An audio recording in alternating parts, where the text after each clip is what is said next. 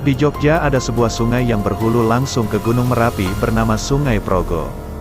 Mungkin bagi sebagian masyarakat di Jogja, sungai ini dianggap yang paling angker karena banyak hal mistis yang terjadi di sungai tersebut.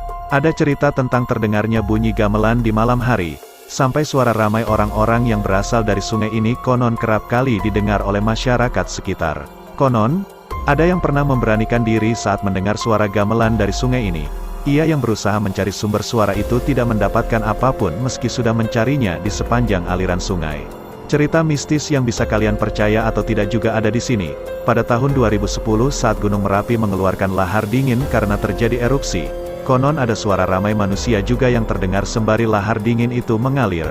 Kebenaran mengenai cerita tersebut pun masih menjadi misteri sampai saat ini.